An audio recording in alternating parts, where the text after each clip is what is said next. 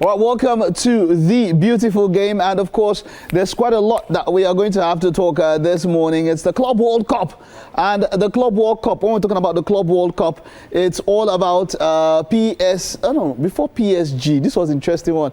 Inter Miami and Lionel Messi were up against FC Porto, and it was quite the match. Maybe Edgar might just be ready somewhere later on. I'll get to him.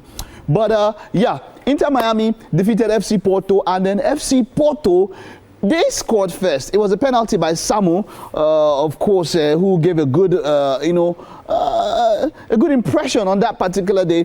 But so this is me personally. Yeah, I was watching the match, and then after the first goal, it seemed as though it was going to be hard for Inter Miami. I mean, the American teams and the teams from that region, from CONCACAF, OFC, they've not been performing so well. So I was expecting that, well, this might just be where Inter Miami go out. But then those of us came back, and I just saw, as the match started, Segovia, who came in with that equalizing goal, superb goal, I must say, and then Lionel Messi, what a free kick. In fact, that wait. Let me show. You need to see that. It's so much so that even Titi is very, very excited about it. No. Titi is so excited about it. We just have to find the way and see that free kick. We just have to find it. What? That was a good goal. Let's see the slow motion. This thing is classic Messi goal. Now that was a beautiful, beautiful free kick. Now when I saw the, I'll get to show you how this went over. But let me just get to Edgar there. Edgar, your thoughts on this particular match, Inter Miami up against FC Porto? Yeah, it was a beautiful, beautiful game. I'm really enjoying the Club World Cup because you get to see matches that you don't really expect to happen in, on a regular day. And I enjoyed the goal from Messi, not just because it's Messi, but because you know where he would play it. You know what he would do, but you cannot still catch the ball. And that's the beauty. That's the beauty of the game. Inter Miami they are a fantastic club. I get to watch their matches sometimes super early in the morning, when they play. And yeah. It was a great game. It was a great game. Great competition so far. I don't like how the competition is being built and how they get to register and put all the clubs, but great competition so far. Okay, you see, let's take a look at this particular goal, and this is it. Now, if I wanted to take the distance from the goal, I would say it was outside the 18-yard box. So you're looking at maybe 20, 21, 22, about that kind of level. But it was normally, you see the wall had covered this side, and then you expect that somebody will put the free kick here. Now, if you looked at it from another angle, you would see that by the time the ball had taken off, the keeper was not yet sure. This is an exquisite free kick. It's genius in motion. It's an exquisite free kick. By the time this was going up, the keeper had not moved until he had gone over the wall. Let me see if I can slow this down by play. By the time it had gone, you are not yet okay. Yeah, let's see. Let's. Whoa! Come on, man. That was quite something. The way that went in. That Suarez, for me, I was joking with a friend. I said Suarez looked like a retired Ronaldinho. He's fat and everything. He has done his own part. But Lionel Messi at 37, still pulling off. Early this morning, they lost against Brazilian rivals Botafogo, and that was quite a shocker for a number of people. What are your thoughts, Edgar? PSG, yes. I think PSG are getting themselves together. Again, this isn't the same Paris Saint-Germain that we used to know back in the day where, they were on, the Champions League PSG.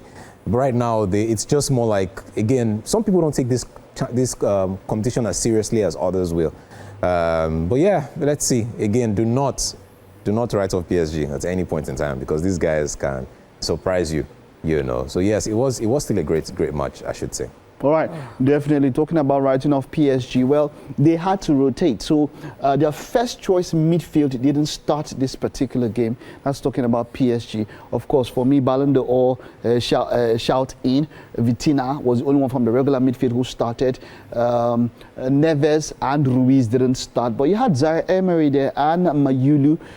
They came in. Neves and Ruiz came in a little bit later, and then of course there was no Marquinhos, so Beraldo was also starting. Pacho, of course, is also there. This was also the major thing here. Hernandez was here, but Mendes didn't also start. So there's that talk of PSG not using their first team. Kvaratskhelia, of course, was there, but Ramos is definitely not in the first team because you would see a Doué, a Kvaratskhelia, and of course a Ousmane Dembele who is nursing a thigh injury. Hakimi was there, Donnarumma was there, but incidentally, PSG also for this competition, this is the lowest team, or the youngest team that is starting with an average age of 23.6 years old. Wow. So kudos to them with what they're doing. A number of them didn't start, but I would say, don't think that because of this shock. I mean, in the Champions League, like I mentioned, they lost to Atletico in the group phase. They also lost to Arsenal. When it came for boys to be separated from men, they showed Arsenal that, Ekpe, you are just starting. Yeah, but got 2 yellows. Kudos, of course, to Botafogo, who I would want to say, this was the man, Jesus, Jesus, whatever you want to say, but he was the savior on that particular day for them against PSG. But you see, now there's that talk about themselves, there's Real Madrid. Who do you think, after this loss, do you think it would dent their confidence going into, because we'll take a look at that group because it is quite dicey. PSG, of course, are going to play against Seattle Sounders. Seattle Sounders have not gotten any point in the group. They are on 0 points, and it looks like it's going to be a sure win for PSG. But then Atletico Madrid, who are also in the same group, are going to be up against Botafogo, and that is where it can get very, very dicey and interesting. You think PSG, that their confidence would have been dented with this particular loss? I'm totally not. We know PSG. Okay. The strength of PSG didn't play the match. You know, one of their defender wasn't there. The strong midfielder wasn't there. Their main man in front wasn't there as well. So I don't think PSG would feel any kind of way, even if these players played. You know, just like you said, they lost to Atletico Madrid. They also lost to Arsenal during the Champions League group stage. So and they won the Champions League. So at the end of the day, I feel like it is PSG. You know, you do not expect anything less. They can just surprise you in the next match, and then from there, take it up from there. Things like these are things that actually even motivate them to even do better. To even do better. Yeah, exactly. You're right. I got you on that one. Now, let's take a look at the different groups now. As it is, some groups have played 2 matches. Let's start with Group A. Palmeiras, of course, are on top. After 2 matches, they have 4 points. Inter Miami are in second place. They have 4 points. And then FC Porto and Ahly are on 1 point each. There is still a chance for every team to qualify when it comes to this particular group. Now, let's take a look at Group B, which is where I was mentioning the other time. Botafogo are on top. They do have 6 points. PSG, who lost in Ashoka, they do have 3 points. Atletico de Madrid, now they defeated Seattle Sounders, and that was not a problem. 3 points. Seattle Sounders are 0. Now, this, like I mentioned, this is where it gets interesting. The next set of match would see PSG will be up against Seattle Sounders, which I think is there's no issue going there. It's going to be a very big win for them. But this is where it's going to be interesting. When Botafogo go up against Atletico Madrid, the winner of this match, if Atletico Madrid win, then they'll probably all be on 6 points. And then it will have to do with goal difference, where at the moment PSG are leading on goal difference. So, and I think PSG would pump Seattle Sounders. The pump Seattle Sounders, they were going to definitely increase their goal difference.